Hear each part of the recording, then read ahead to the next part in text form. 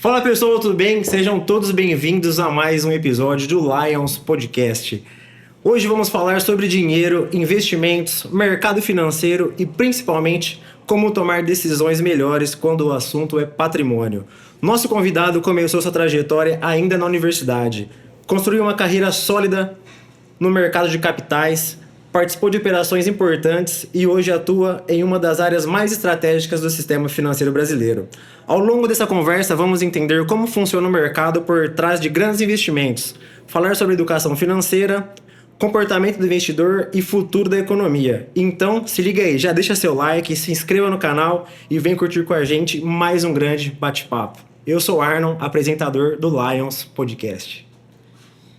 Hoje recebemos o William Inocêncio da Costa. William, vou falar um pouquinho da trajetória do William, né? Que tem pouca coisa aqui na trajetória dele, né? Um pouco certificado, então, mas vamos lá.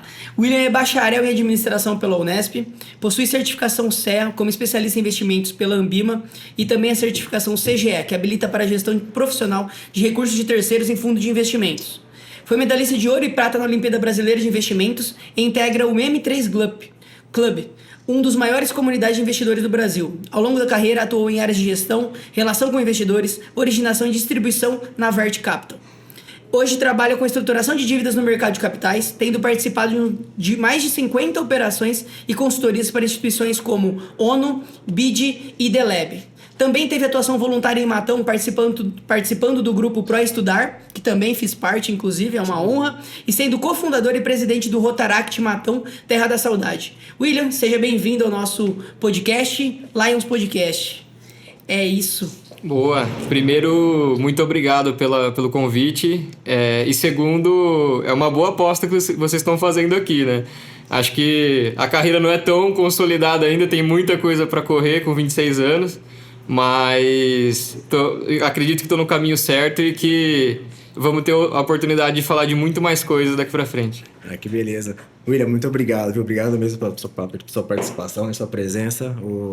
O Du já chamou você aí, você logo de pronto, né? Ele bate pronto, já aceitou o nosso convite. É difícil trazer o homem, tá? O homem não... Ele é importado de São Paulo pra cá, já tá trabalhando fora. É matonense, mas é importado. Então, estamos aqui com então, conseguimos aproveitar o feriado, então. A gente vai ter encaixar na agenda do homem, então. É aula de finanças grátis hoje, então aproveitem. É isso aí, falar sobre o que todo mundo tá correndo atrás hoje, na verdade, né? Problema, dinheiro. Exatamente. De dinheiro, de problema, a gente tá correndo fora. Aqui agora a gente o vai dinheiro apresentar está correndo como atrás, não né? depender tanto do dinheiro e fazer o dinheiro trabalhar para nós. E também não buscar dinheiro em lugares que não deveriam, agiotas, etc. É importante só salientar que uma coisa é trabalhar com o dinheiro dos outros, outra coisa é ter dinheiro, tá? É isso daí. Então, William, vamos lá, aproveitando que já estamos do início, vamos começar então pelo início, né? Vamos lá. Conta um pouquinho aí da sua trajetória aí, logo que você saiu da faculdade, como você imaginava, assim, você já ingressar na carreira financeira? Como que foi isso? Boa.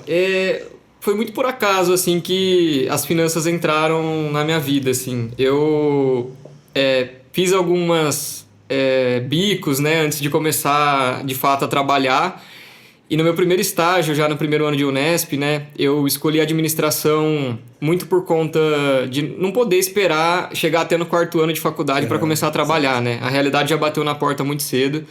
E eu vi no curso de administração algo muito pragmático e prático. E falei, cara, acho que é por aqui que a gente tem que ir, que eu tenho que ir, no caso, né? E chegando na faculdade de administração, eu já tinha feito técnico na ETEC e eu estava muito inclinado a fazer recursos humanos. E eu pensava assim, cara, se eu não usar a faculdade de administração para nada, no mínimo eu vou sair de lá aprendendo a fazer uma gestão melhor do meu tempo, do meu dinheiro, alguma coisa vai servir para minha vida. Eu tinha essa certeza, uma convicção muito grande que se aquilo não fosse para mim, ia servir para algo muito prático na minha vida. E entrando...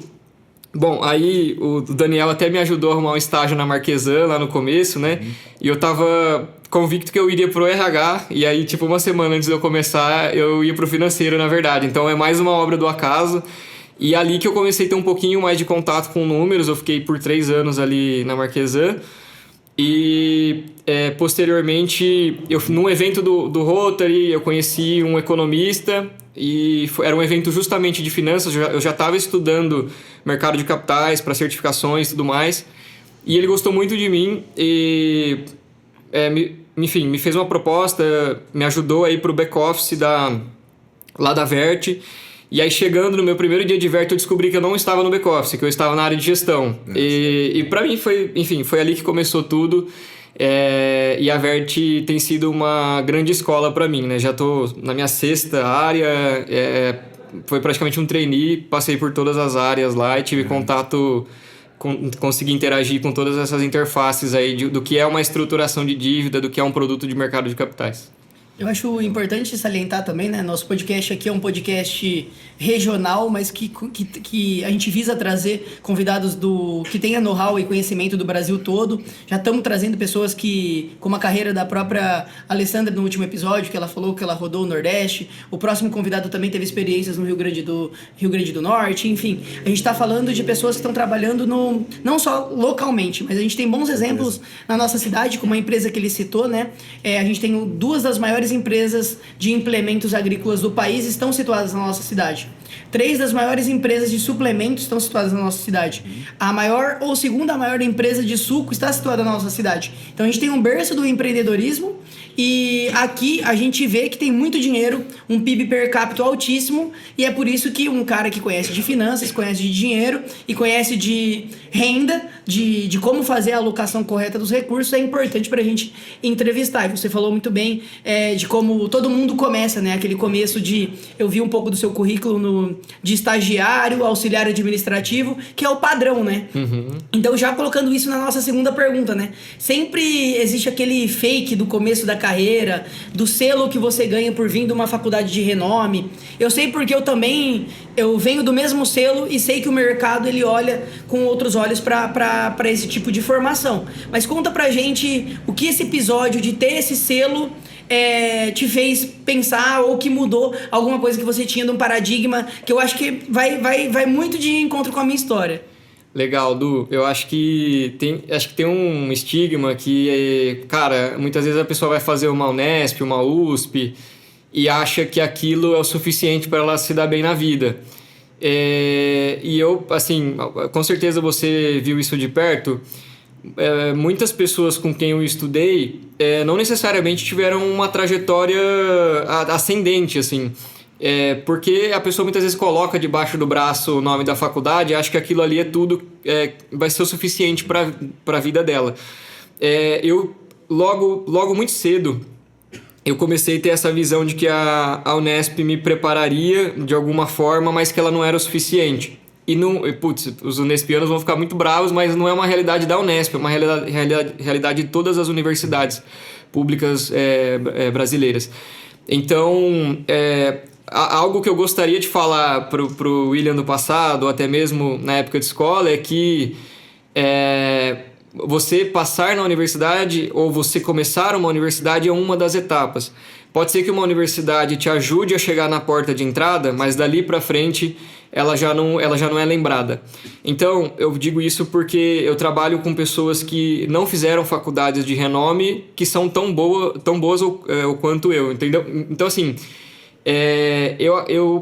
eu acho que esse estigma, ele no mercado financeiro, que é onde é o meu local de fala, ele não é tão relevante.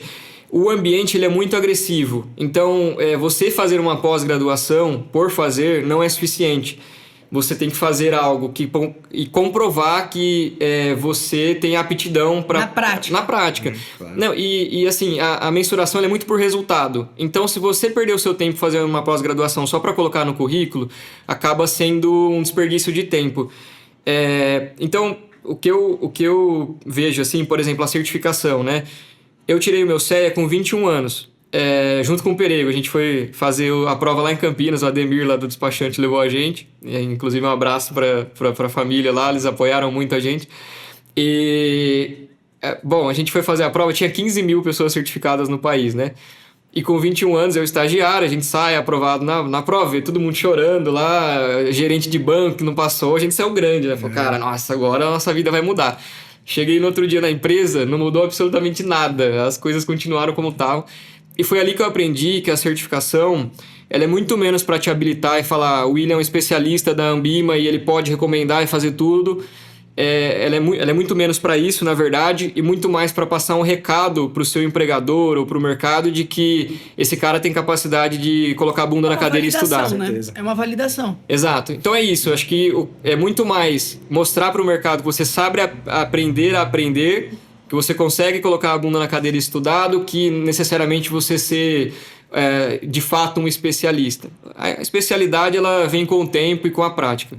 Isso que de fato também é uma coisa que, assim, eu entro em vários LinkedIns, assim, e às vezes você vê um LinkedIn gigantesco, e aí na prática você fala assim, mas o que esse cara fez, o que ele gerou de movimentação, ou que gerou de emprego, ou de circulação de renda, ou o que criou. E às vezes não tem nada. E às vezes, como você falou, uma pessoa que às vezes vem de uma faculdade, ou não tem uma faculdade, que Exato. Cria estruturas muito mais rebuscadas, sólidas. Então eu falo assim, você falou uma coisa que vem muito na minha mente, que era até uma das coisas que professores nos ensinaram, que era de movimenta e ação, que é movimentação. Não adianta você simplesmente ir lá, pegar, tirar um selo, uma certificação, guardar ela e falar assim, eu sou muito bom. Eu sou e pronto, né? Não, eu sou muito bom. Tá, e aí? Beleza. E para fazer isso acontecer? E na prática? E o reconhecimento externo? Porque sucesso não é você que define. É muito fácil eu falar assim, eu tenho sucesso. Eu não acho que quem define sucesso é a própria pessoa. Quem vai falar sobre o sucesso dela são os outros. Quem é de fora que tá vendo que aquela pessoa é gabaritada ou não. Principalmente quando tem dinheiro na mão dela. No seu caso, né? O dinheiro, quando eu confio o meu dinheiro na mão de uma pessoa, é muito mais significativo do que você colocar uma série de quadros, que antigamente era muito comum da galera colocar aquele monte de certificado na parede. É legal, o LinkedIn tá lotado disso. Não tô falando que quem não tem, inclusive nós somos entusiastas do Lifelong Learner, nossa vida é livros, ler livros, falar sobre livros, dar dicas sobre livros, e não estamos falando sobre não estudar. Estamos falando o quê? Estudar e colocar em prática, porque tem muita gente que tem teoria, mas depois não tem prática. Não tem nada, né? E tem que colocar, e depois na prática é esforço, dedicação. Você comentou no off comigo que a importância de você ter trabalhado numa metalúrgica para o entendimento geral, entendimento sistêmico. O que você pode falar sobre isso? Boa, eu sempre falei que a Marquesan, inclusive no dia que eu saí da Marquesan, eu coloquei no LinkedIn que aquela sim tinha sido minha faculdade, porque lá dentro eu consegui ter essa visão sistêmica das coisas. Então, quando você está na faculdade, é tudo muito intangível. E lá dentro, eu consegui ver como que um financeiro aprova um pedido de uma venda, o porquê que precisa ter margem num pedido para que ele se converta na DRE ali como, de fato, retorno financeiro.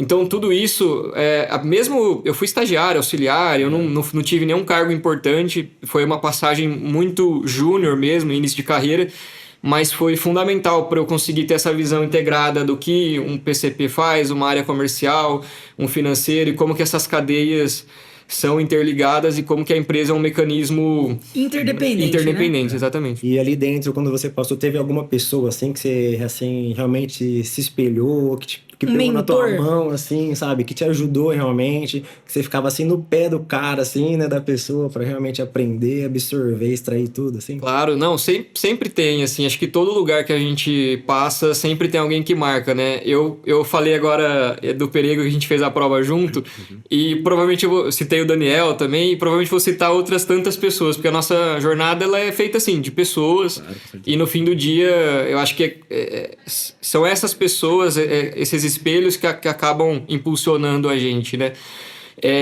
Bom, eu tive um coordenador, o Doni, né? E ele acho que ele é bem conhecido na cidade, e toda essa parte de operar a bancária e tudo mais, de como enviar um arquivo remessa, receber o arquivo retorno, toda essa parte financeira e até mesmo de gestão ali do que vai ser pago no dia. Eu via muito ele fazendo isso na prática, e foi algo que ele era um cara, ele não está mais na Marquesan, mas ele era um cara muito comprometido, e eu tenho boas lembranças aí do período com ele lá na Marquesan. Que legal. Então vamos trazer um pouquinho mais aqui pro mercado financeiro, assim. Como que surgiu, assim, realmente essa oportunidade de entrar no mercado financeiro, assim? E logo nos primeiros anos, qual que foi, assim, o maior desafio que você encontrou? Boa. Bom, surgiu dessa interação que eu tive com o Renan, que é um grande colega meu e que foi meu chefe, e que também era do Rotary e me deu uma oportunidade para um menino do interior que, né, talvez não fosse uma oportunidade tão óbvia. Eu acho que o primeiro desafio assim foi essa diferença cultural, né, de resultado. Então, se você trabalhou 10, 6, 7 horas por dia, não importa. O importante é se você, de fato, entregou e se você está conseguindo performar, crescer. Então, logo ali no meu primeiro ano de estágio, eu tive contato com gestão de certificados de recebíveis imobiliários, que são os CRIs que os fundos imobiliários compram. Então, foi um desafio muito grande, porque, assim, eu tinha uma convicção de que por ter trabalhado 3 anos já não seria um desafio tão grande, mas teve uma curva bem agressiva ali até eu conseguir entender o que eu estava fazendo e entender o produto e performando em outras áreas também. A idade também, você acha que foi um pouco assim? Acho que a idade sim.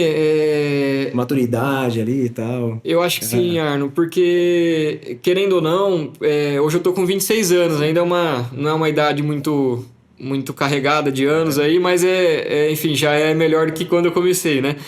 Claro. Mas eu acho que sim, eu acho que quando você vivencia, né? Eu até brinquei com o Du. Putz, vocês não vão entrevistar um CEO nem proprietário de empresa, né? Mas alguém que teve uma exposição aí de alguns anos no mercado de capitais. Acho que esse foi um desafio, e o primeiro desafio acho que foi chegar em São Paulo, né? Eu tinha ido para São Paulo uma vez no treinamento da Marquesan, e minha segunda vez em São Paulo foi descendo de um ônibus na rodoviária do Tietê às 5 da manhã. Então, eu não sabia onde eu estava, eu não sabia para onde eu ia. Então, eu acho que esses primeiros passos assim em São Paulo foram muito difíceis. E eu tive um grande amigo que foi estagiário junto comigo, Davi Parreira, que ele cedeu a casa dele para eu dormir lá enquanto eu não conseguia me estabelecer em São Paulo financeiramente. Então, ele é um cara que, assim, eu falo pra ele, Davi, eu não sei nem como que eu vou te retribuir tudo que você fez pra mim na minha trajetória. Então, de novo, o papel das pessoas, assim, na nossa vida, acho que é importante estar sempre cercado de gente melhor que a gente, que quer o nosso bem também.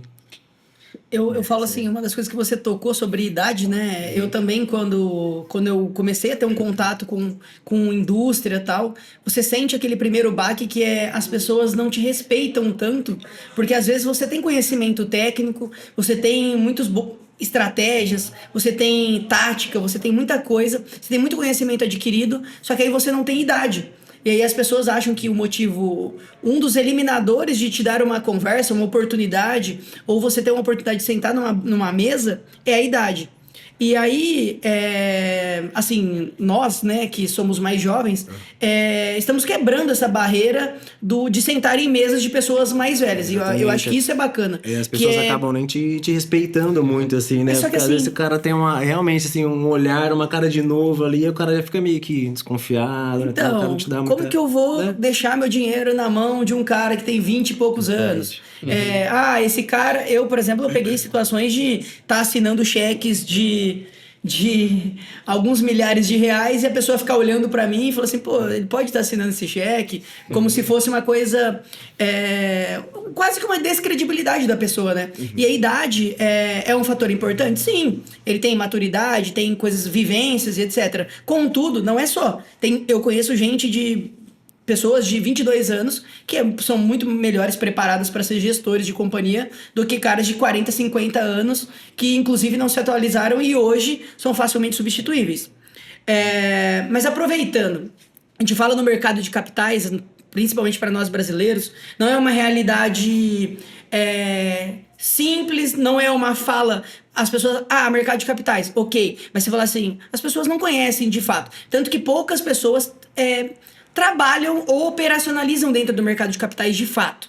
E uma coisa que a gente queria fazer, ainda não entrando na parte estratégica, mas assim, como que funciona os bastidores? Eu vou até fazer um link com um filme que é muito interessante de assistir, para quem gosta de mercado de capitais, O Lobo de Wall Street. E aí a gente imagina, né? Será que o mercado de capitais brasileiros também tem um pouco do Lobo de Wall Street? Ou ele é uma versão... menos daquele jeito. Inclusive, eu tive a oportunidade de ir numa palestra desse cara em São Paulo, o Belfort. Cara, é assustador a capacidade de vendas, né? Tem até aquele viral do Instagram dele, da caneta, que vende essa caneta e virou uma marca do mundo de vendas. E ele falando do mercado de capitais é algo assustador. E o que ele fez... Tem vários filmes que derivam desse cara.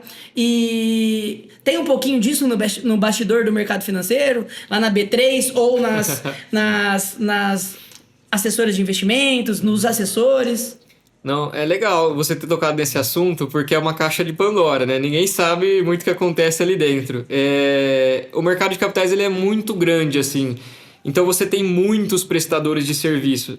Por exemplo, eu trabalho num prestador de serviço também. A Vert tem as licenças ali de securitizadora, gestora, administradora, e a gente consegue... A gente é muito mais um prestador de serviço do que um cara que vai fazer a gestão discricionária do patrimônio de alguém.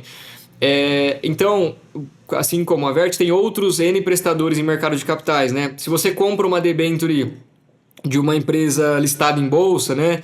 Essa debenture vai ter um agente fiduciário, que é quem vai representar os seus interesses numa assembleia, eventualmente se for necessário. A empresa descumpriu um covenant, ela teve uma alavancagem além do esperado. Esse cara vai chamar a assembleia e te representar na assembleia contra a empresa, junto com a empresa ali. Você tem a própria B3, que é tanto uma clearing quanto uma câmara de registro, né? Que ela é responsável por fazer a custódia dos seus títulos. Então, é até interessante, né? Porque se você tem um título custodiado lá na B3, uma ação, por mais que a corretora quebre ou aconteça algum problema, aquilo lá está escriturado no seu nome.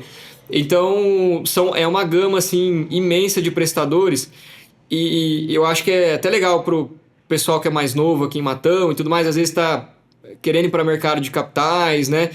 E acha que, nossa, eu tenho que ir para o banco americano que está aqui no Brasil para fazer igual o Lobo de Wall Street, né? Muitas vezes não. Se você for num prestador de serviço, você vai ser muito bem remunerado, você vai ter exposição a muitas operações de mercado de capitais.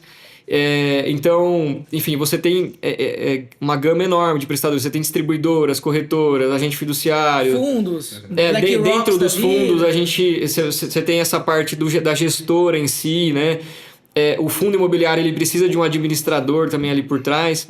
Então, o mercado ele é uma gama gigantesca de prestadores de serviço que a maioria das pessoas desconhecem. E até em termos de tamanho do mercado de capitais. Quando a gente falava na bolsa ali até 2019, 2017, enfim, eram 500 mil investidores, pessoas físicas em ações, né? Hoje a gente pega o número, já passou de 4 milhões. Assim, mas ainda é pouco. É muito pouco ainda. É muito pouco. Acho que é menos de 1% da população brasileira. Exato, assim, se a gente for comparar com mercados maduros, como o mercado americano, por exemplo, né? Lá a taxa básica de juros deles é 2%, 3%, 4%. Então esses tá bem perto da nossa, né? Eles têm que tomar risco, né? Eles não têm caixinha do Nubank e tudo mais. Então eles têm que tomar risco. O cara, a aposentadoria dele está em ações. E aqui a gente tem um mercado muito mais voltado para a renda fixa, né? A gente tem muitos títulos isentos. Esses títulos isentos movimentam bastante as dívidas ali desses emissores recorrentes. E eu, assim, olhando para a minha carreira, eu acho que eu fiz uma escolha assertiva de trabalhar com dívida, estruturação de dívida, dado que essa parte de equity é uma parte um pouco morna aqui no Brasil. A gente está há 3 anos sem IPO, esperando uma janela aí para que as empresas consigam entrar. Até recentemente, acho que uns 20 dias atrás, aconteceu um IPO, mas... Teve da Compass ou Comgás, eu não lembro. É um desses dois. Aconteceu há uns 15, 20 dias atrás. Mas já fazia, acho que desde 2023, salvo engano, que não tem nenhum IPO. O IPO, né, é abrir ações na Bolsa de Valores justamente para outras pessoas terem acesso. Vamos falar um pouquinho mais, né, mais pro pessoal que não tem o conhecimento técnico. Exato. E é para a empresa tomar aquela capital, né? Então, o sócio da empresa, ele tá disponibilizando as ações dele no mercado para ele receber aquilo no caixa da empresa. Dinheiro, pode ser para alavancagem. Ou para ele, ou até para isso, até para se rentabilizar. Não, eu acho que não é tão comum, não né? É comum, porque passa uma mensagem ruim muitas vezes. Porque inclusive passa uma visão muito ruim do que você quer da sua empresa, né? Basicamente é levantar dinheiro para se autoelogiar por ter feito um bom negócio, no caso, seria. Exato. Eu não conheço empresas que têm esse perfil, até porque passa um ponto muito ruim pro mercado, Isso. que aí as pessoas não comprariam as ações. Você vê que o que eles vão fazer com esse IPO, que geralmente ele já vem desenhado, né? Isso, qual no que é o plano prospecto já vem, estratégico, né? já vem todo Exato. desenhado. No prospecto o já vem a caminho. destinação de recursos, né? E aí essas empresas, por que essa janela não se abre, né? A gente está com uma Selic de 14,50, se eu não me engano. Isso espreme muito o valuation das empresas, né? Quando você traz a valor presente o fluxo de caixa dessas empresas, ele está sendo descontado por uma TMA, um custo de oportunidade ali altíssimo. E quando a gente, na última safra de IPOs, a Selic era 2. Então todo mundo tava louco para vender sua participação na empresa, entendeu? Porque o valor tava lá em cima. Agora, até aproveitando que a gente entrou realmente na sua profissão aí, no seu lado, do assessor de investimentos. Muita gente ainda confunde, né, o assessor de investimento com o gerente do banco ali. E como que funciona realmente na prática, assim, o papel do assessor? Qual que é a melhor escolha ali? Quem que eu vou procurar? O gerente do meu banco ou realmente o assessor? Legal, Arnon. Assim, em termos práticos, eu não sou diretamente um assessor, tá? E eu vou explicar as diferenças aqui, porque é uma confusão, um entendimento comum, né? O CEA, por mais que ele te habilite a recomendar alguns produtos, principalmente de renda fixa, fundo de renda fixa, ele é muito mais voltado para o consultor de investimento. E para o assessor especificamente, ele precisa ter o Ancord, que é uma habilitação específica lá, e ele precisa ser conveniado a algum escritório.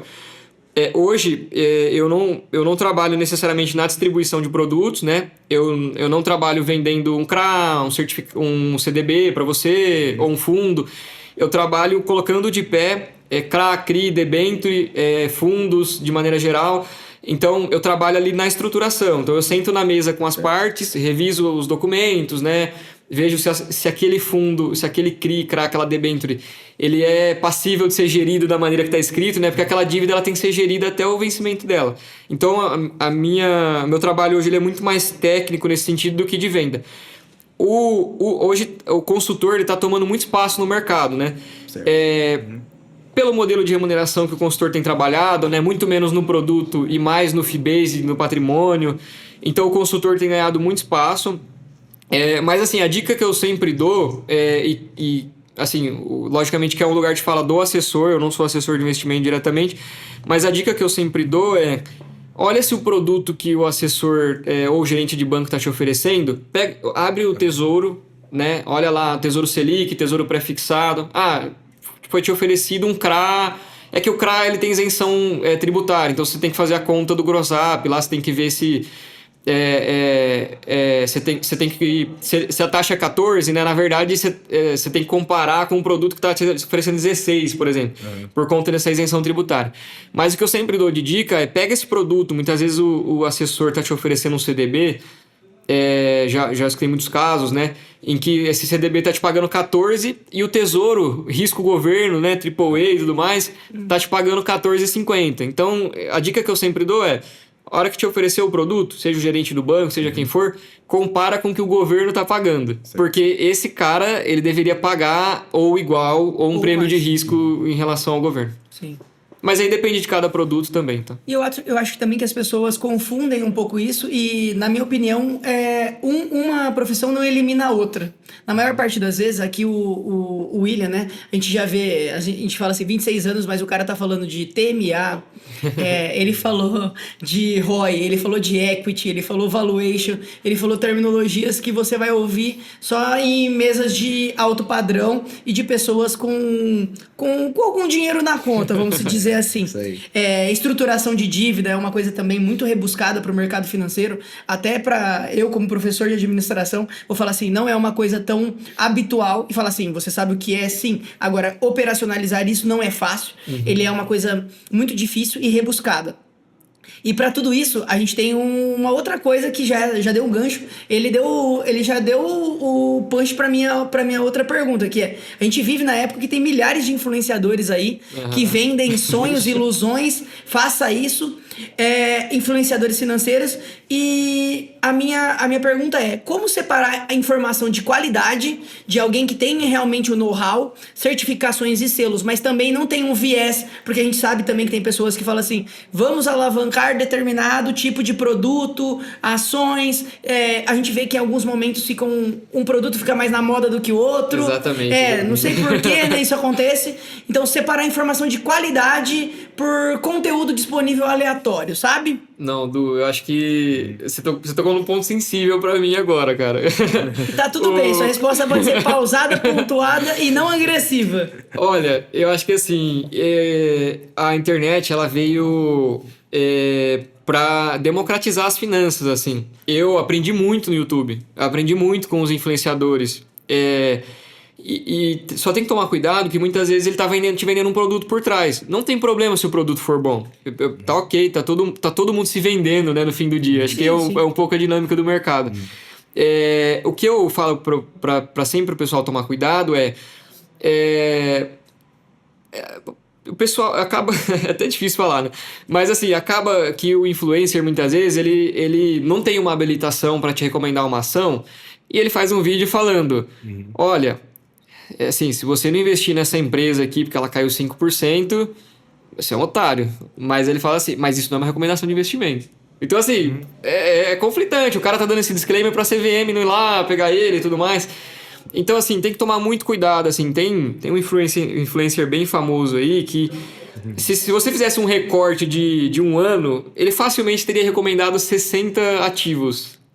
Puta, se cada ativo, mais ou menos o ticket é R$1.000 ali, pra fazer diferença na sua carteira, você tem que gastar R$60.000 pra meio que seguir o que esse cara tá falando. Em algum deles ele iria acertar. Exato. E ele só mostra o que ele acertou. Sim. E por que ele faz isso? Porque ele ganha dinheiro com o algoritmo. Então, se toda vez ele tiver uma tese brilhante, ele acordar de manhã e falar: nossa, esse banco aqui vai subir 15% esse ano.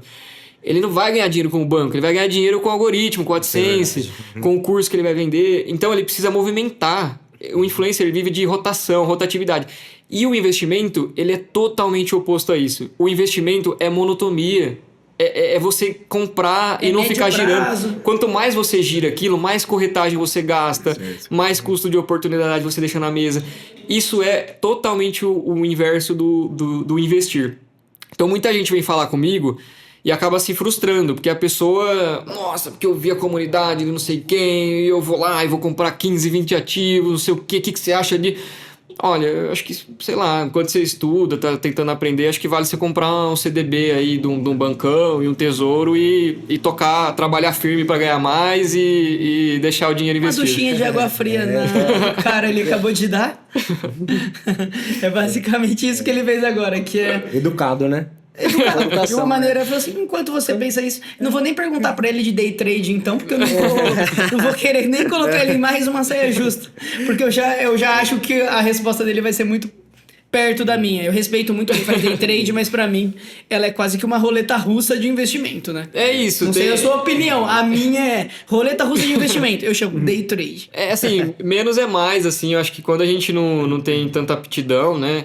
E o day trade ele tem a sua importância para o gestor que muitas vezes está fazendo uma análise gráfica e aí ele não necessariamente ele vai fazer pegar 10% do fundo e fazer um trade, mas ele está numa posição comprada e ele muitas vezes precisa olhar algum ativo que é assimétrico àquela posição e tentar enfim, fechar algum derivativo, alguma coisa naquele sentido, e a análise gráfica está ali.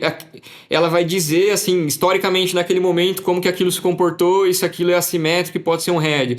Então, tipo, tem a sua utilidade, mas não vai ser o William aqui de matão comprando uma ação que vai acertar o day trade. Oi, William, vamos lá. Mais uma coisinha aqui. Eu vou até me incluir nessa daqui. Por que você acredita que o brasileiro ainda investe tão pouco e investe de maneira errada também? Olha, Arno, acho que essa pergunta ela é secular, assim. Quem responder ela vai ganhar muito dinheiro ainda aqui. Mas assim, eu acho que isso tem muito a ver com escolaridade mesmo. Eu acho que assim, finanças é o calcanhar de Aquiles de todo mundo, assim. A pessoa vai lá, faz medicina, tira seus 20 mil por mês, mas ela não sabe investir, não adianta ela ter esse salário. Né? A gente vê vários exemplos de médico, de CEOs mesmo, pessoas que estão numa posição mais acima, que muitas vezes têm dificuldade de lidar com as suas finanças. E eu vou chegar nesse... Por que eu acho que isso acontece também. Mas eu acho que tem esse ponto da escolaridade. Não acho que é tão complexo o básico de finanças e deveria ser ensinado nas escolas. E aí entrando, acho que tem esse ponto, e tem a parte comportamental. Tem um livro do Morgan Housel, que é a Psicologia Financeira, que ele fala que a parte comportamental sua, ela fala mais alto do que a parte técnica no sentido financeiro. Ele dá um exemplo no livro de um faxineiro americano que morreu com 93 anos com 6 milhões na conta, 6 milhões de dólares. E ele pega como exemplo o CEO do Lehman Brothers, que terminou falido, enfim, numa casa de asilo e tudo mais. Então, assim, é uma dicotomia, né? Você tem um cara que frequentou as melhores universidades, Harvard, Stanford, foi CEO de um dos maiores bancos americanos, e você tem um faxineiro. Um com uma disciplina financeira, um com um comportamental de entender a realidade financeira dele e de usar o juro composto a favor dele. Então esse cara religiosamente pegava parte do salário dele e aplicava, o outro religiosamente gastava todo o salário mesmo ganhando 50 mil. Então assim, o livro ele traz muito essa dicotomia para explicar que nem sempre a pessoa que é mais lecionada em finanças é necessariamente um melhor financista. Vou dar um exemplo prático, né? Por mais que eu tenha certificações e tudo mais, se eu não conseguisse ter uma parte comportamental de fazer a gestão do meu dinheiro, de viver uma realidade que é dentro do que eu ganho e aceitar isso e, lógico, perseguir uma realidade melhor, enfim, não adiantaria nada eu ter o conhecimento de finanças. Enquanto que pode, sei lá, ter um zelador ali na escola pública que tem uma disciplina muito maior que a minha, é muito mais feliz com que a vida que ele tem, sabe os limites da vida dele e consegue ter essa disciplina financeira. Então, eu acho que tem essa parte educacional e tem essa parte psicológica. O brasileiro é muito imediatista, historicamente.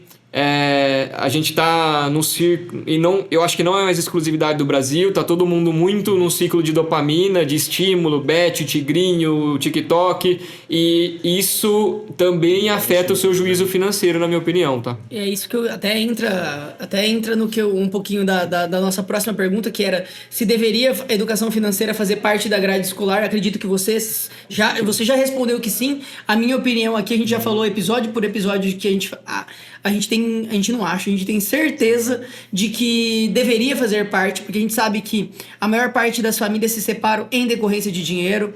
As empresas falem por causa de dinheiro, as finanças pessoais geralmente elas são administradas e mal administradas, e quando a gente fala de pessoas que têm o IR ou uma renda mensal muito alta, ele se vê no direito de gastar muito dinheiro. Exato. E às vezes ele é gastar, não é investimento. Então ele gasta dinheiro. Exato. E aí a torneira de gastar, ela fica aberta. Ele fala assim, não, eu posso fazer essa alavancagem aqui, eu tenho um cartão de 50 mil e eu ganho 40. Ah, mas eu posso gastar 50. Mês que vem eu vou ganhar 40 de novo. E assim de novo. Essa história que você falou me vem muito na cabeça. Também fui bancário, né? E tive contato com o perfil alta renda. E a gente via que geralmente eram pessoas endividadas. Não eram pessoas que tinham... É muito comum. Tem a construção do patrimônio. Cara, naturalmente, em decorrência do ganho, ele acabava até tendo um patrimônio. Contudo, não era condizente muito com o que ele ganhava.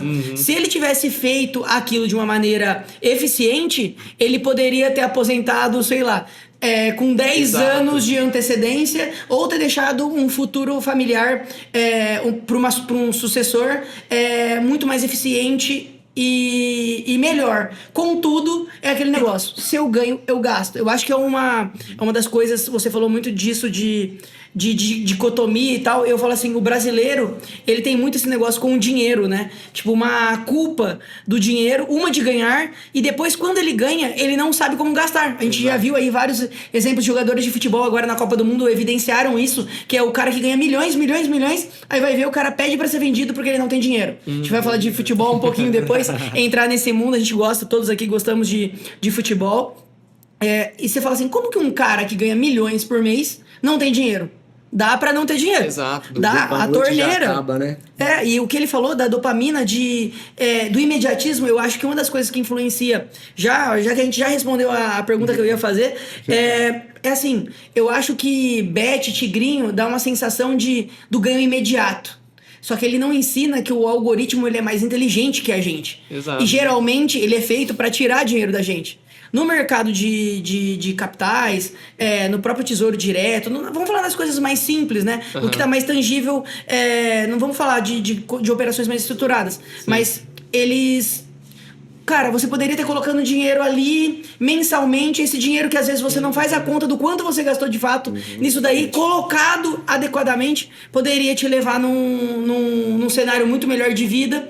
E aí influenciaria em família, filhos, na escola que seu filho acabou estudando. Exato. Ou não, em decorrência da má administração. Du, e esse ponto que você falou, cara, você foi na jugular do tema pra mim.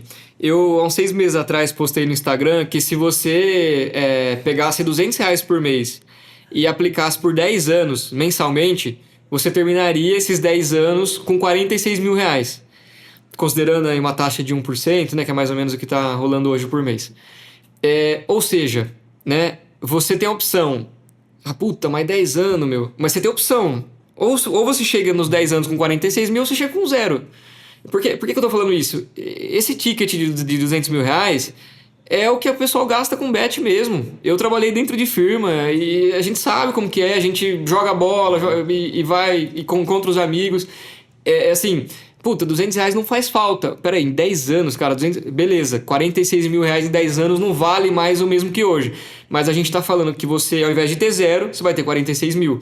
E esses 46 mil pode te gerar uma renda passiva de R$400 por mês. Então, pera lá, eu acho que tem um problema sistêmico... Conjuntural. Exato, e que vem dessa parte de também matemática financeira, né? Se o cara conseguisse fazer essa conta... conseguisse ter a visibilidade disso, lá atrás ter esse ensinamento, ele com certeza enxergaria de maneira diferente. E essa coisa a nossa vida financeira, ela é ativo e passivo. O Arnon, ele, na carteira dele tem um balanço patrimonial, assim, não é... Por isso que eu acho que a finança tem que ser ensinada na escola. Não é a barbearia dele, não é a empresa dele, não é a empresa do Du que tem um balanço patrimonial. Elas têm, mas você como pessoa tem um balanço patrimonial. É ativo e passivo. E qual que é a importância de você saber lidar com o passivo? É você pegar um empréstimo na Minha Casa Minha Vida ou um SFH e você saber interpretar o quanto que o banco vai te cobrar. Mas o banco não vai te cobrar errado. Pode ter certeza que ele não vai te cobrar errado. Com certeza. Mas no sentido de programação financeira, no sentido de você, na hora da compra, se você for se planejar, você saber exatamente o impacto que aquilo vai ter na sua vida financeira. Não comprar parcela, saber o conceito de taxa efetiva. Exato. E não comprar simplesmente o que o mercado... Porque o mercado tem que vender. Ele falou, e é uma verdade, o mercado vende. E vender parcela, o brasileiro eu acho que tem muito disso, que é eu compro parcela. Tanto que célebres frases, né, não vamos falar nome de companhias, mas quer pagar quanto? Algumas coisas se popularizam e se tornam coisas que não deveriam, que essa parcela cabe no seu bolso. Não, mas é o quanto do comprometimento da sua renda está sendo afetado e o quanto que você está pagando desse produto, que às vezes você está pagando no financiamento de um carro o dobro do que ele valeria, e às vezes até esse investimento que em tese o carro ainda podemos tratar ele como um ativo de investimento, porque às vezes você usa para movimentar, para ir para o seu trabalho, então ainda não é só um custo, vamos tratar ele como investimento, vai parcialmente, mas o quanto ele custou para você de fato no final do período. Exato. Mas tudo bem, o brasileiro não é programado de nascença para estudar finanças. E isso é um problema, porque depois essa construção patrimonial para o fim da vida, ela seria importante. E é por isso que hoje você vê que tem muito senhor de idade, senhora, trabalhando, porque ele não vai conseguir parar.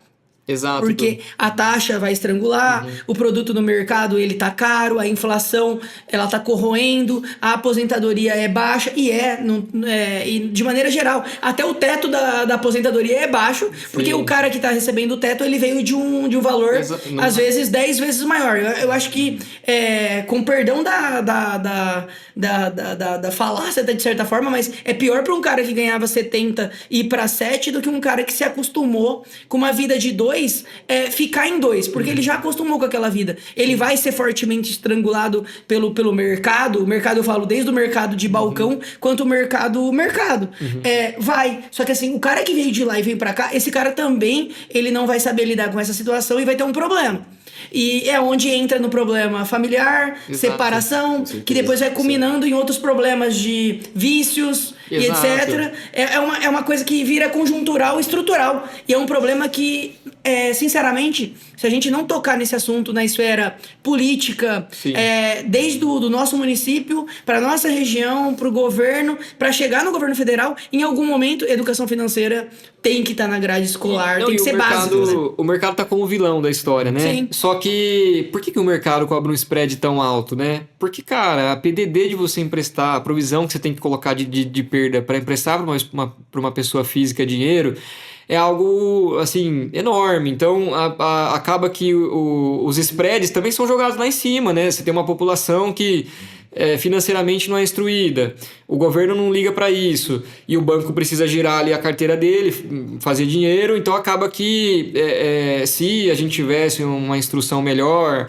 uma Selic mais baixa, um custo de oportunidade menor, talvez a gente não estaria trabalhando com valores tão absurdos de empréstimos, a gente estaria vivendo numa realidade que se o Arnon quisesse, ou o Eduardo se alavancar para fazer uma unidade 2 na empresa deles, eles conseguiriam pegar um empréstimo talvez mais barato. E tá tudo bem, né? Dívida, a gente aprende em administração, né? Dívida não se paga. Dívida é boa também. Se administra. Exato, Mas a alavancagem estratégica e operacional, ela deve acontecer. Exatamente. Toda empresa, eu não conheço nenhuma empresa que não tem dívida. Agora, as pessoas confundem dívida com dever. Dever é uma coisa, você deve algo para alguém. Agora, ter uma dívida eu tenho algo que eu alavanquei e vou usar da minha estrutura, que tem rentabilidade, tem margem líquida, tem fluxo de caixa livre, para que eu pague essa dívida e ainda me sobre dinheiro. Isso é retorno sobre investimento. Tudo isso bem. Então, é uma coisa rebuscada, entre aspas, mas não era. Era para ser simples e algo que fosse popular. Como ele não a gente vê os números que a gente vê. 82% das pessoas da população brasileira é inadimplente ou tá com problema com bancos. Taxa de banco, ela é alta. Então ele vai entrar num ciclo vicioso que dificilmente vai sair. E aí a gente fala que muitos jovens hoje começam a vida devendo por falta de educação financeira. Às vezes do pai, que é replicada pro filho. Exato. E por aí vai. A gente junta isso com o estímulo de influenciadores que fala não, porque você tem que ter uma Ferrari, que você tem que ter um helicóptero, que você tem que ter um padrão de vida que às vezes nem ele não tem, ele tem momentaneamente, porque ele vende aquela visão, mas não é, às vezes, nem a dele, muito menos o padrão comum do brasileiro de maneira geral. A gente pode falar aqui do mercado de capitais, 1% da população brasileira acessa o mercado de capitais. Porém, 30%, 40% acessa a Bet, Tigrinho e etc. É isso que movimenta o dinheiro no fim das contas. Infelizmente. Eu só queria fazer uma pergunta pro William. É muito legal, muito bacana mesmo. Muito obrigado por todo esse conteúdo aí. Mas deixa eu te perguntar, você tem algum conteúdo ou no Instagram aqui, ou no YouTube, não sei, de dicas pra realmente a pessoa, assim, guardar uma grana, sabe? Guardar um dinheiro, sem ser realmente, assim, investimento, algo que seja, assim, mais tranquilo, né? Mais seguro, mais prático, assim, mais fácil para quem tá em casa aí até nos assistindo aí, nos ouvindo. Você tem alguma dica, assim, mais tranquila, assim, pra galera? Acho que do ponto de vista de construção de patrimônio mesmo, né? Que você tem estágios ali, né? Acumulação, construção, acumulação, e o uso desse patrimônio de fato, né? Você tem estágios aí do momento financeiro de vida. Eu acho que assim, a pessoa hoje que não tem nada guardado, né? o ideal é ela colocar no que tem o menor risco possível. A poupança, assim, a gente já é algo amplamente difundido que a poupança não traz um retorno próximo da Selic, né? Então, acho que o primeiro passo é fugir ali da poupança, até porque ela só descarrega juros no aniversário. Então, se você tirar antes, você não consegue captar os juros, você não tem a liquidez diária. Então, a poupança realmente é um produto que ele tem sua importância do ponto de vista de crédito imobiliário, mas, assim, em termos de investimento pessoais, acho que tem alternativas melhores. E aí, o que eu sempre recomendo cara, se você não tem interesse, né, em estudar, ou você... William, eu vou estudar aos poucos, entrar primeiro com o pé na água, né? De fato colocar aí no CDB de um banco grande, né? Ou num Tesouro Selic mesmo do governo. Por quê?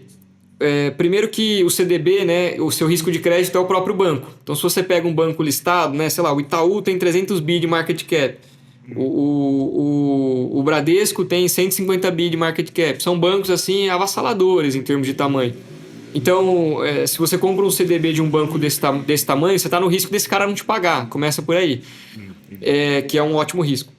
E você tem o Tesouro, que o risco é o próprio governo. O governo emite as dívidas, o Tesouro, para ele tomar dinheiro. Então, ele está sempre reciclando dívida e emitindo Tesouro. Então, o Tesouro Selic tem liquidez diária. Na verdade, tem liquidez em D+1, se eu não me engano. Depende do horário ali que você resgata. E ele rende também, acho que 0,10 abaixo do que a Selic. Então, o CDB e o Tesouro Selic são muito próximos. E para a pessoa que não tem uma previdência hoje, que não sabe a diferença, não sabe a diferença do PGBL, no VGBL, na minha opinião, quando você pega um Tesouro IPCA de 2040, 2050, depende um pouco da sua idade, hoje remunerando a 7,30, 7,40, 7,50, isso assim, historicamente é uma baita de uma taxa. Só que você tem que estar ciente que aquele produto é para sua aposentadoria, que você só vai mexer nele lá em 2040. Certo. Você pode tirar ele antes, você vai tomar marcação a mercado na cabeça, né? Que esse título oscila, mas lá no final ele chega no que ele prometeu te pagar. Por isso que eu sempre recomendo. Entrou num título de longo prazo, segura até o vencimento. É um dinheiro que você vai esquecer ali. Agora, se é um dinheiro que você pretende usar, depois que você formou uma reserva de emergência de 6 meses, né? Que é o indicado aí pela literatura e tudo mais... Beleza, vou aplicar ali algum com liquidez diária, ok, CDB, Tesouro Selic. Agora, em termos de longo prazo, sempre pensar em uma previdência privada, pensar num Tesouro Selic, que é um risco governo de 10, 15 anos, que a gente sabe que o governo é o dono da máquina que imprime, né? Então, ele é o último a não te pagar. Certo, então segue o William aí, cara, no Instagram aí, que tem várias dicas aí pra vocês. Aí. Eu preciso ser mais ativo nas redes sociais. Se o nosso papo aqui der uma render, quem sabe eu não começo alguma coisa. Pode até ajudar a gente a colocar mais dicas de economia, dicas de gestão dentro do nosso próprio canal. Conta comigo. Inclusive. A gente deixa até assinado lá embaixo. Lógico, a gente coloca e referencia. Fica tranquilo, aqui a gente passa os créditos sem dor de cabeça. Boa. Você tá comentando até de governo aí agora, né? Vamos lá. Pensando num cenário econômico atual, visando até as eleições aí. O que você acredita que o investidor deve observar aí antes ali das eleições e logo após as eleições, né? Boa, Arnon. Eu tava pensando aqui, eu falei, cara, eles vão entrar em alguma coisa de política, né? E aí eu abri algumas cartas de gestores e fui ler macro, né? Os Estados Unidos está 5 anos acima da meta de inflação. O Brasil está brigando com a meta faz 4 anos. Eu falei, acho que assim, do ponto de vista macro, né? A gente só vai ver notícia ruim. Acho que até nos períodos em que as coisas estavam boas, as notícias estavam ruins, assim. Então, o jornal, o dinheiro que ele ganha é vendendo caos no fim do dia. Então, tem que tomar muito cuidado, assim. Significa que a situação econômica do Brasil tá boa? Não, a gente tá longe de ter um superávit, né, nas finanças públicas. Parte fiscal, a gente tá devendo bastante. Mas o que eu... Até parafraseando o Thiago Salomão lá do Market Makers, ele sempre fala que o Brasil é aquele aluno nota 5, né? Ele chega no precipício Ele faz o suficiente para ele passar de ano.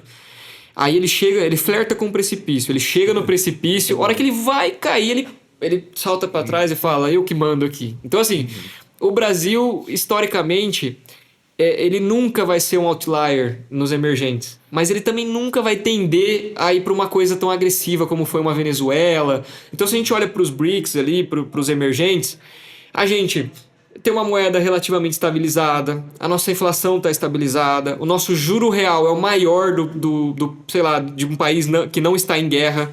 Então, quando você olha essa conjuntura econômica e você olha os países que estão com você ali dentro do BRICS ou outros emergentes como o México e tudo mais, o Brasil ele tá dentro do jogo, assim, ele não está fora do jogo. O Luiz Stuberger, lá da Verde Capital, ele falou numa carta, se eu não me engano, no governo Dilma, numa carta da Verde Asset, ele é gestor da Verde, em que ele falava, o Brasil segue no moto contínuo tropical. E aí caralho, mas que termo que é esse, né? E aí ele queria dizer que o moto contínuo, ele era, se eu não me engano, um conceito físico, né, de uma máquina que se retroalimenta ali com o próprio movimento dela. E ele falou, cara, o Brasil é isso, ele sempre vai flertar, né, com o precipício, e ele sempre meio que dá a volta por cima, ele sempre fecha, sempre que um governo que entra mais populista e o outro governo que inicia tenta consertar, mas ao fim do mandato ele também emprega um populismo para tentar se reeleger. Acho que assim, a longo prazo, isso vai trazer um problema, alguém vai ter que colocar o dedo na máquina e parar. Mas assim, acho que assim, olhando comparativos, né, a gente tem um pouco dessas vantagens. Olhando para os emergentes, nem todo mundo está fazendo dever de casa. Não significa que a gente não precisa fazer o nosso, mas eu acho que a gente não está numa trajetória tão agressiva de, né, o Brasil vai acabar. Eu acho que tem coisa que tem que ser ajustada, mas não é todo mundo que está fazendo o dever de casa. E aí, do ponto de vista de investimento, né, que recado que isso passa para o mercado? Bom, a taxa de juros vai ficar mais longa do que o previsto. Há 2-3 anos atrás a gente tinha vários relatórios de mercado que indicava que a gente hoje estaria num 10% Selic, a gente está em 14 e pouco. Então acho que o recado que isso passa para o mercado o Brasil precisa ter um prêmio de risco alto ainda para se manter competitivo no mercado. O Brasil é o terror da Focus. Exatamente, o Brasil contraria. Eu ouvi algumas frases em algumas palestras, eles falam algumas coisas que são muito interessantes, né? Eu fui para São Paulo numa palestra há 2 semanas atrás, e o cara falou, lógico que essa frase ela é uma frase reverberada, então eu não consigo nem falar quem é o dono da frase, mas ele fala, o Brasil é o único país que até o passado é incerto. Exatamente. E isso é muito ruim.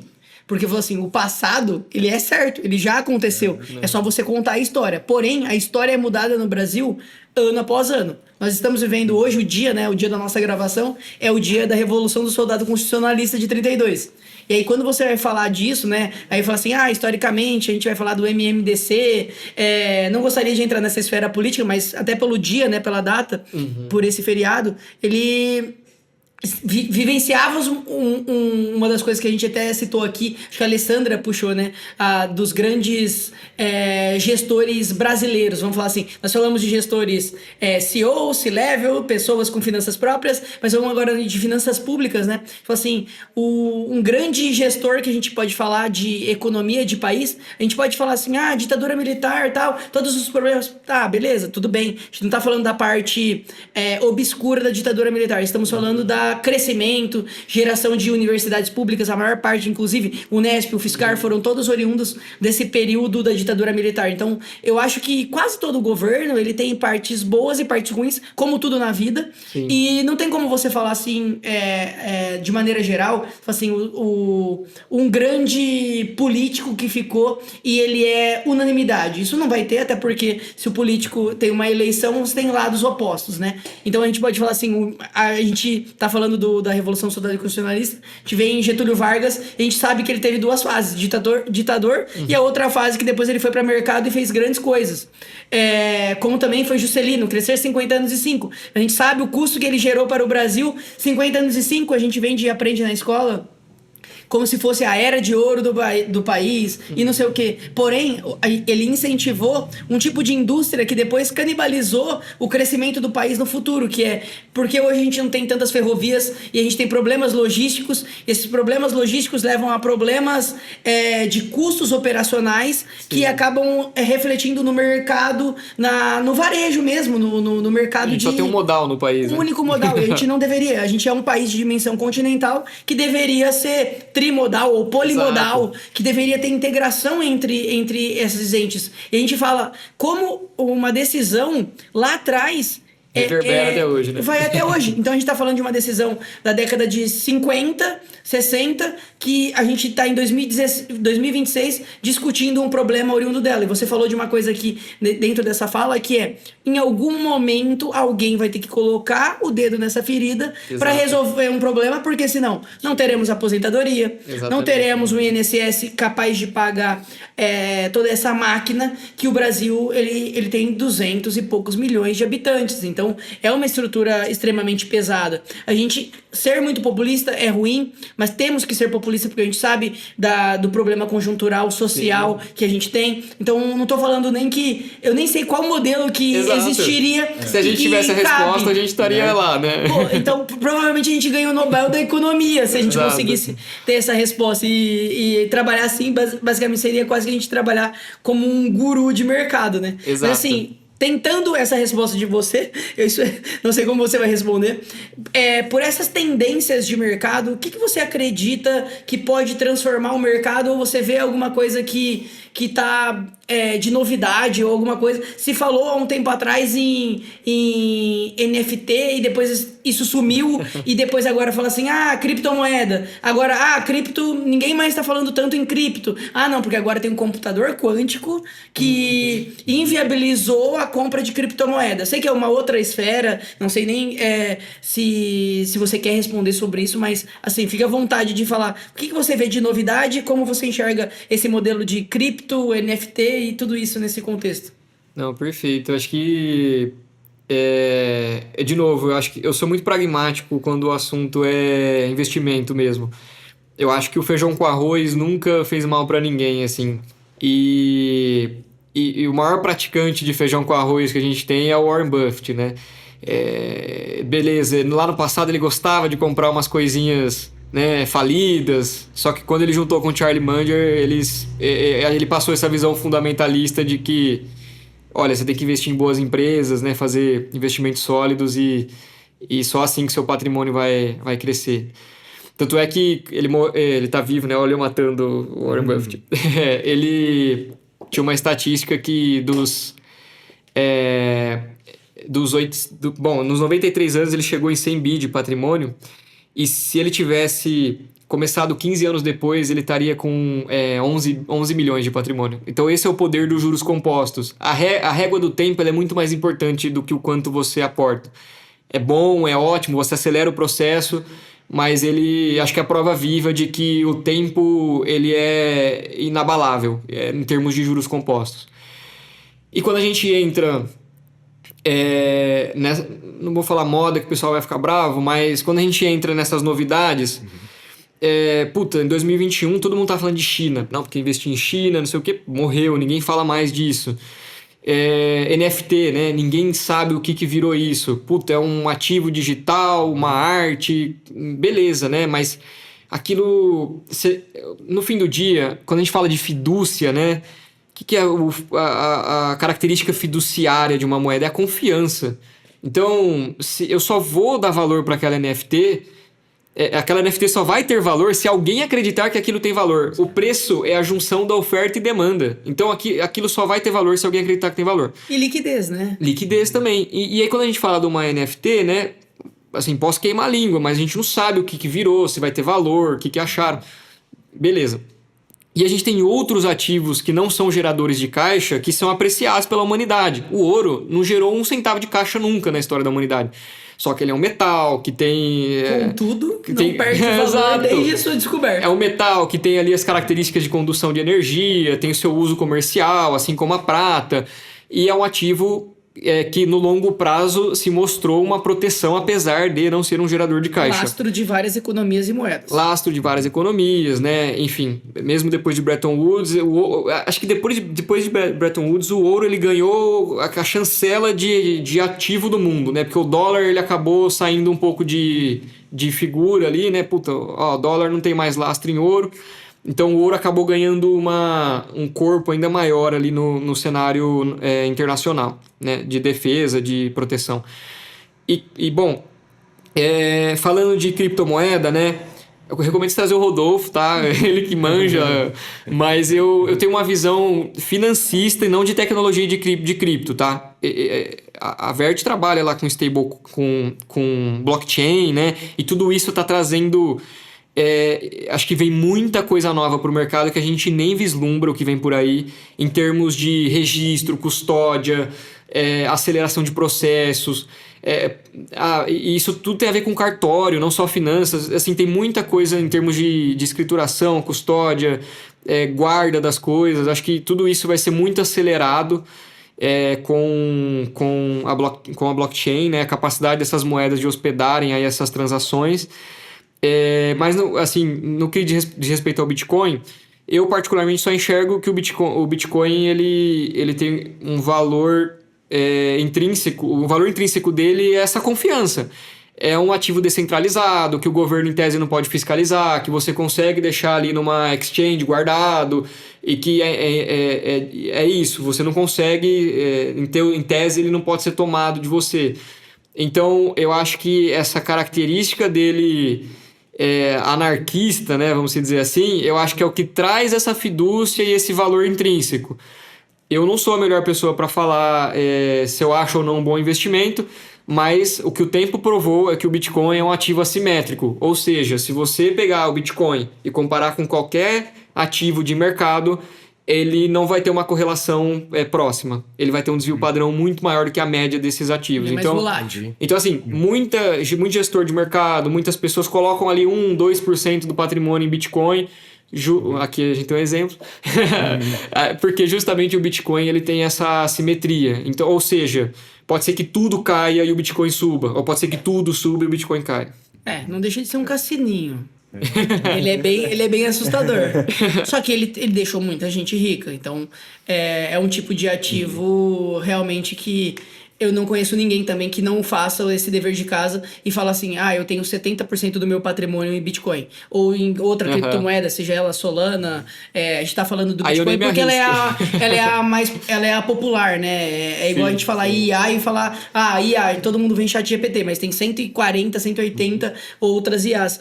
E até IA pode trabalhar pra gente, né? Nesse momento de verificar. Você ficou de dar o Arnon tinha perguntado aqui, né? Onde deixar o dinheiro, né? Onde você colocar o dinheiro. Então, aí agora também uma perguntinha antes de ir pro final, que o Arnon vai fazer a última pergunta. Pode fazer também da finanças esportivas, que eu também sei que você quer, pra gente encerrar e falar um pouquinho. Essa é uma boa, porque os nossos balanços dos nossos times, eles são bem diferentes.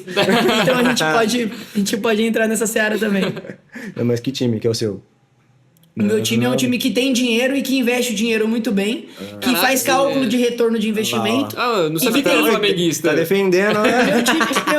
Meu time ele faz poupança com ativo, que ele coloca jogadores no mercado e empresta e vai pegando dinheiro tem jogadores que a gente nem sabe que é nosso e vai pegando dinheiro a todo momento. Eu não preciso falar o nome do meu time, porque meu time é um time vencedor, né? Que tem um balanço muito forte e que trabalha no mercado com jogadores de baixa idade. Preciso ainda falar qual é o meu time? Eu só vi você vestido de preto e branco só, cara. Sempre. Eu acho que é um outro problema, acho que é muito mais um gosto pessoal, mas é o Palmeiras, né? E a gente pode falar. Agora, fala um pouquinho das finanças do seu time, só pra dar aquela quebrada de gelo. Mas no Brasil, você acha que tá sendo bem gerido? Você gosta de ver, assim, de visualizar realmente os investimentos dos clubes brasileiros? Você acompanha bastante?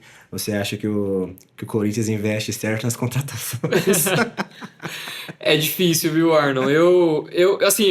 Se você me colocar o balanço DRE da padaria e da esquina, eu vou gostar de ver. Então, No site do Corinthians tem as demonstrações financeiras deles, né? Não sei dos outros times, nunca tive curiosidade de ver, mas no Corinthians tem. E eles estavam no processo de realmente auditar numa Big Four as demonstrações financeiras seguintes ali. E assim, o que eu vi olhando o balanço, tá? Lógico que é muito difícil analisar um balanço de um time, porque a gente não tá falando de uma empresa normal, né? Saía muito na mídia que o Corinthians tem 2 bi de dívida, puta, não sei o que, 2 bi, vai quebrar amanhã. Só que a gente olhava lá, cara, tem, sei lá, 60% da dívida é fornecedor. E a gente sabe que a dívida com fornecedor, geralmente, ela não tem encargo moratório. Ou ela até tem, mas não tão próximo assim. Muitas vezes você consegue barrigar 30 dias.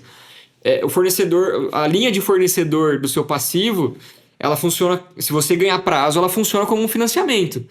Então, eu batia muito nessa tecla. Então, assim, beleza, o Corinthians deve estar com 3 bi agora, né? Não estou acompanhando, eu vi essas demonstrações financeiras ano passado. Né? Exatamente. E aí, o que eu sempre ponderei não é porque o Corinthians tem 2 bi de dívida que ele paga 2 bi de juros. Então, assim, uma coisa, outra coisa.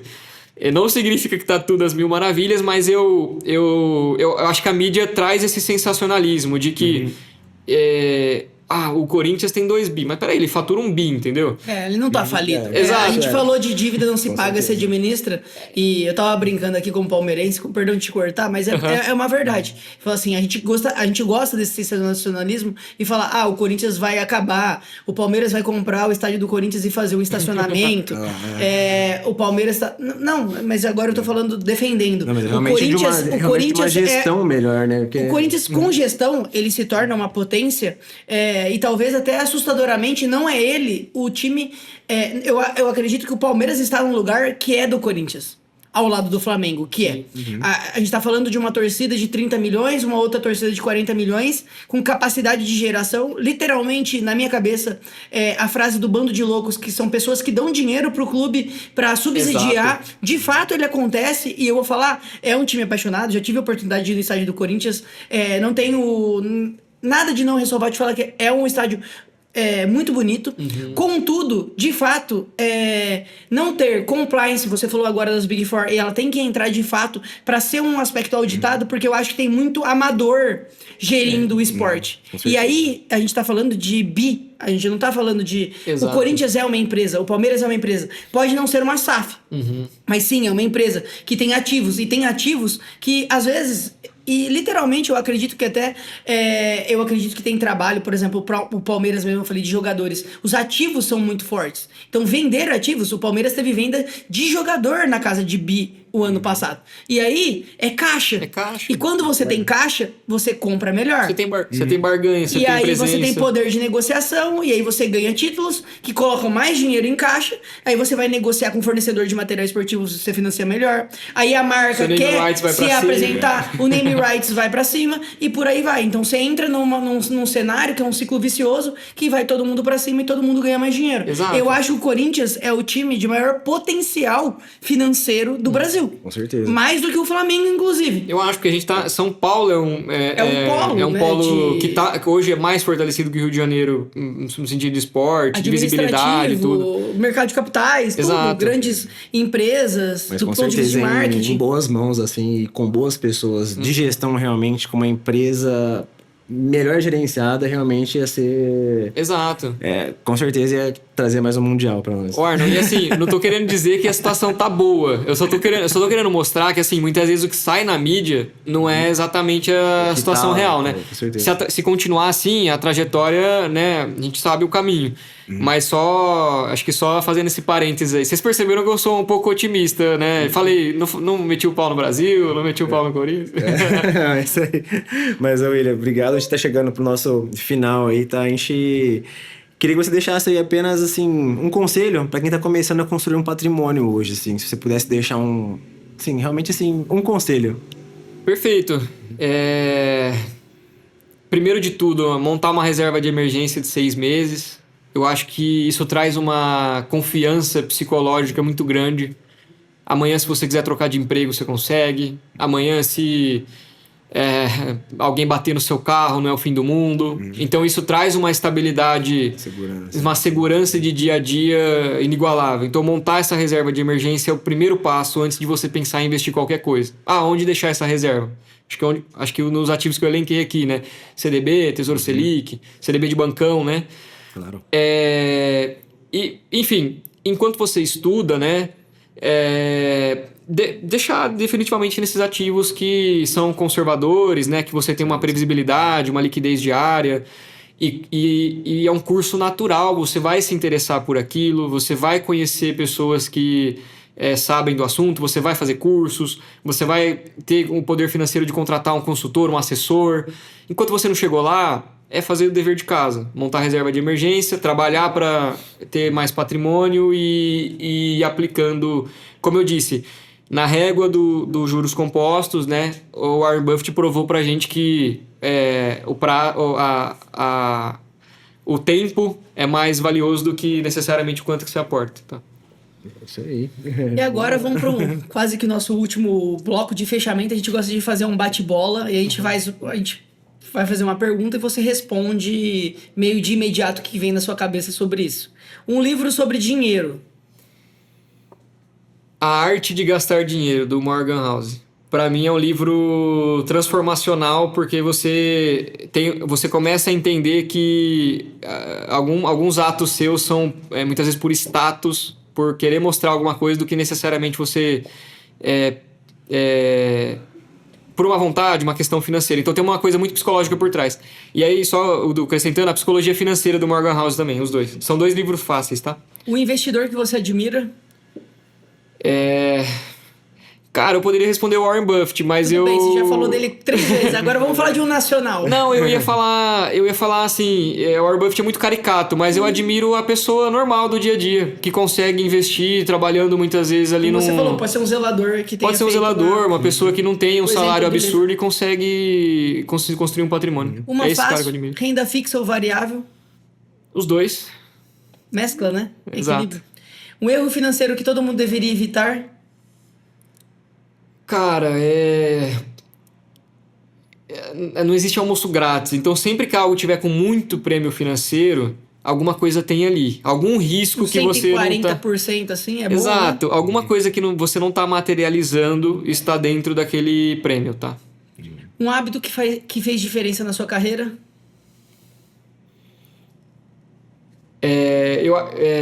Acho que é recente. Se desligar um pouco das redes sociais. Tirar a rede social. Acho que é recente. Um aplicativo que você usa todos os dias? Então, eu não tenho usado redes sociais todos os dias, mas eu leio muito Kindle no metrô, no aplicativo mesmo. A minha namorada vai dar risada agora, porque ela acho que eu tô numa vibe leitora agora. Uma empresa que você admira? Pode ser do ponto de vista de análise de balanço, como você fala que você lê balanços. Legal. Eu tenho a minha, que a minha é a VEG, brasileira, né? E aí você pode citar a sua empresa que você admira. Olha, eu vou puxar a sardinha para quem paga o meu salário, tá? Eu admiro muito a Vert, a empresa que eu trabalho. Eu entrei lá em 2021 e eu entrei tinha 60 funcionários e uns, 15 bi sob gestão. Hoje a gente está com mais de 130 bi e 220 funcionários, 230, então... Expressivo. Foram 3 mulheres que fundaram a empresa e foi com muito suor e eu diria que do zero, assim, uma salinha de escritório mesmo, e chegaram onde chegaram, a cultura é muito forte, todo mundo que eu compartilho lá tem bastante tempo de casa, gosta muito da empresa, então eu acho que eu me espelho muito e trabalho muito para me tornar sócio, porque é um lugar que eu me vejo, assim, em termos de cultura. Um sonho profissional que ainda quer realizar? Ser sócio da empresa que você trabalha. Ser sócio de um negócio, assim. Eu acho que eu não sou um empreendedor, eu até falei com o Du no paralelo, acho que o empreendedor tem muito aquela coisa da arte e tal, eu sou muito racional e eu não consigo pisar fora do quadrado, assim, igual muitas vezes o empreendedor tem que tomar risco. E eu acho que o caminho mais fácil, mais óbvio de eu empreender é me tornando sócio de um negócio. E acho que essa é a meta Acho que profissional. todo empreendedor tem um pouco de maluco dentro dele, Tem, né? com certeza. Não, tem que ser. Tem que ser. Principalmente no Brasil. Tem que ser. Se ele não for maluco, ele não é empreendedor. É uma característica quase... Quem é muito racional, geralmente, ele não empreende, porque depois ele coloca tanto risco e tanta variável, que você fala assim, não, existem outras maneiras de ganhar dinheiro e não sei nenhum mercado ou nenhum segmento ou nicho que pague tão alto a ponto de você não alcançar através de um ativo ou de uma gestão de carteira eficiente que seja melhor do que a empreender. Você fala assim, o empreender ele tem passivos que são incontáveis, reflexos de macroeconomia, microeconomia e mundo que influencia em você. Então, é totalmente diferente. É totalmente diferente. Se você não trabalhasse no mercado financeiro, faria o quê? Até me deixou curioso agora. Boa, eu sou apaixonado por esporte, assim, eu já até adicionei esse presidente do Corinthians no LinkedIn e tal. Se eu pudesse ter uma oportunidade de trabalhar, que seja de roupeiro dentro de um time, eu acho que eu gostaria um dia, de tão apaixonado que eu sou por esporte. Uma palavra pra você que define sucesso, ou que vamos mudar, define sucesso, fica muito difícil. É uma palavra pra definir o William. Putz, eu acho que tenacidade aguentar o tranco. Quando a vida coloca obstáculo, você aguentar o tranco. Essa foi criativa, essa foi criativa. A gente nunca tinha ouvido já. Resiliência passou por aqui, algumas outras, trabalhador, teve um que falou chato. Agora tenacidade... eu vou ter que dar uma olhadinha no Aurélio, porque o Clóvis de Barros fala muito, né? Às vezes ele inventou essa palavra e eu tô aqui passando pra frente, boa, né? Uma palavra tatuável, inclusive. Né? Isso é verdade. William, a gente agradece demais pela participação, acredito que tenha passado muita verdade, muito conhecimento para todos que estão nos assistindo, principalmente para mim aí hoje, cara, muito obrigado, foi um prazer enorme te conhecer, tá? Agradecer também aí o Huguinho e ao Hugo, agradecer ao Hugo aí e ao Igor que faz o nosso back-office. Muito bem feito. A gente já vai gravar aqui, os meninos já estão aqui, deixando tudo pronto já e alinhado. Todo esse áudio aqui, esse vídeo que vocês estão vendo e nos ouvindo aí, são graças a eles. Muito obrigado, rapaziada. Tamo junto. E, pessoal, já nos segue aí nessas redes sociais aí, beleza? Instagram, YouTube, beleza? Spotify aí também, tá? Manda aí também pra sua avó, pra sua mãe, pra sua tia, pro vizinho, pro sobrinho. Curte, coloca pra ouvir no carro, faz de tudo.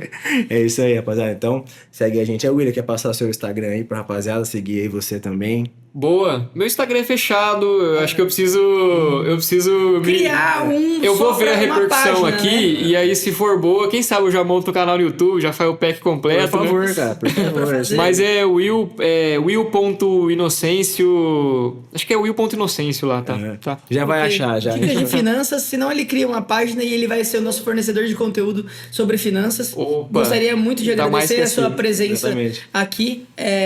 Te considero um amigo, sempre a gente tem as trocas, são muito, muito boas. Aprendo muito com você toda vez que eu tenho contato com você. É um networking, um benchmarking sensacional e maravilhoso. Eu trago pra minha vida. Eu falo que toda vez que eu vejo ele num churrasco, a gente fala pelo menos 40 minutos sobre economia, sobre ativos e... É o morning call, né? Basicamente.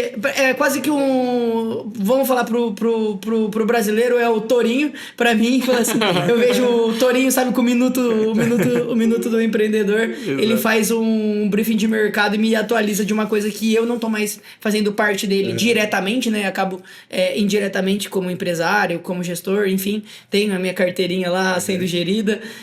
Mas eu gostaria de agradecer a sua presença, a sua disponibilidade, e tudo isso que você ensinou pra gente, que foi uma aula hoje de economia, gestão e de mercado de capitais. Agradecer muito a sua presença, ao Arnon, a nossa equipe. Muito obrigado.